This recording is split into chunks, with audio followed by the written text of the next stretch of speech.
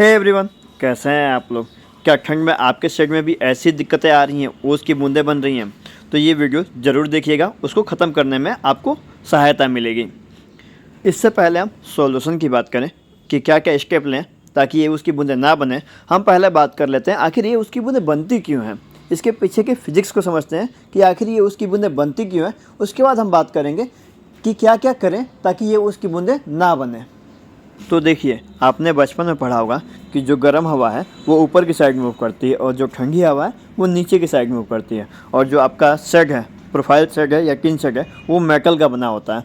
तो वो आपका देखिए, अगर आपका मौसम ठंडा है तो प्रोफाइल सेग या किन सेग जो है वो ठंडा हो गया, और जैसे ही गर्म हवा जाके उसको टच की तो वो ओस की बूंदें ड्रॉपलेट में कन्वर्ट हो जाती है, उसकी बूंदों में कन्वर्ट हो जाता है और आपकी ओस की बूंदें दिखती हैं।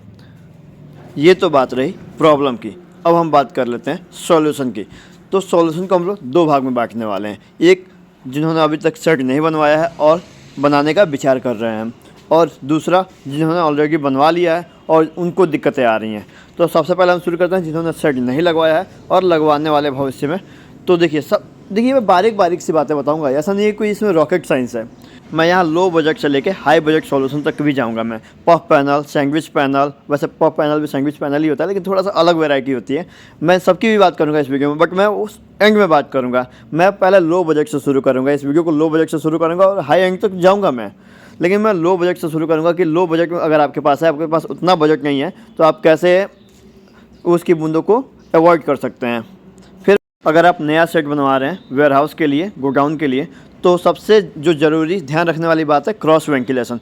क्रॉस वेंटिलेशन ज़रूर रखिएगा अपने जो भी आप सेट बनवा रहे हैं उसमें। क्रॉस वेंटिलेशन से ये फ़ायदा है कि बाहर का टेम्परेचर और अंदर का टेम्परेचर एक जैसा रहेगा, तो उसकी बूंदें कभी नहीं बनेंगी आपके वेयर हाउस में। ये वेयर हाउस के लिए है, ये आप अपने रहने के लिए बनवा रहे हैं तब तो नहीं, क्योंकि बाहर का टेम्परेचर और अंदर का टेम्परेचर एक रहा, ठंड बाहर भी है ठंड अंदर भी है, तो आपका राम नाम सत्य होना जरूर पक्का है। तो ये उनके लिए जो वेयर हाउस की तरफ है इस्तेमाल करने वाले हैं इनको, उनके लिए ये बात है। बाकी अगर आपको रहना है उसमें तो ये आपके लिए नहीं है, ये आप मत कीजिएगा।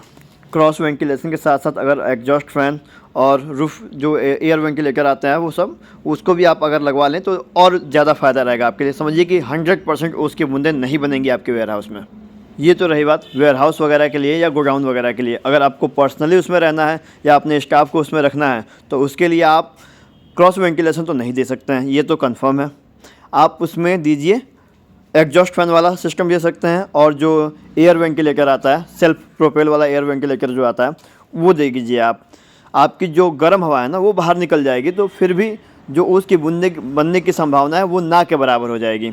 और इसके साथ एक चीज़ और आप कर सकते हैं, जो सेट की ढलान होती है ना, मैं कहता हूँ बहुत जगह मैंने देखा है कि सोचते हैं लोग कि सिंगल पतला डलवा रहे हैं, जैसे 20 फीट का प्रोफाइल से डलवा रहे हैं, 24 फीट का प्रोफाइल से डलवा रहे हैं, तो ढलान बहुत कम देते हैं, 8 इंच, 10 इंच, 1 फीट ऐसा ढलान देते हैं। भाई 12 फीट पे 1 फीट का ढलान मेंटेन करके चलिए आप।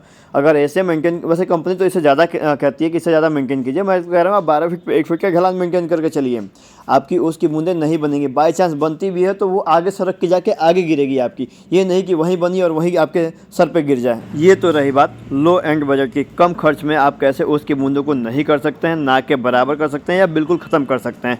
अब हम बात कर लेते हैं अपने थोड़े हाई एंड प्रोडक्ट के बारे में, तो वो है आपका पफ पैनल या सैंडविच पैनल। पफ पैनल भी एक तरीके का सैंडविच पैनल ही है, बट थोड़ा सा डिफरेंस है। अब हम तो पफ पैनल ऐसा होता है, देखिए आपने ये जो प्रोफाइल सेट देखा ना, मैं आपको बताता हूँ क्या होता है। जो ऊपर की साइड है वो प्रोफाइल सेट होती है, किसी भी कंपनी की हो सकती है, XYZ, और जो बीच में होता है वो पफ होता है, पॉलीयूरेथेरिन फॉर्म होता है। और जो नीचे की साइड होती है वो एक नॉर्मल लेयर होती है, GI सीट की हो सकती है या GC सीट की हो सकती है, किसी भी की सीट की हो सकती है, एक प्लेन सीट की नीचे सरफेस होती है। ये आपका पफ पैनल हो गया। दूसरे वैरायटी की बात करें तो इसमें देख सकते हैं, इसमें भी आपका ऊपर जो है नॉर्मल आपका प्रोफाइल सेट है, बीच में थर्मल इंसुलेटर है, और नीचे आपका एल्युमिनियम फॉयल, जो प्लेन सीट मैंने आपको बोला जो पफ वाले में। बट पफ को मैंने प्योर सैंडविच इसलिए प्रोफाइल सेट नहीं बोला ना, क्योंकि बहुत सारी कंपनियां नीचे के साइड में उसमें आपका जो एल्युमिनियम फॉयल है वो नहीं देती हैं, तो वो प्योर पफ नहीं होता है। कुछ कंपनियाँ देती हैं, कुछ कंपनियाँ कॉस्ट कटिंग के चक्कर में उसको नहीं देती हैं। तो ये रही बात सैंडविच प्रोफाइल सेट की बात। अगर ये लगवाते हैं आप तो आपके जो सेट है उसमें उसकी बूंदें बिल्कुल नहीं बनेंगी। ये थोड़ा कॉस्टली सॉल्यूशन है, लेकिन हाँ ये भी है आपका।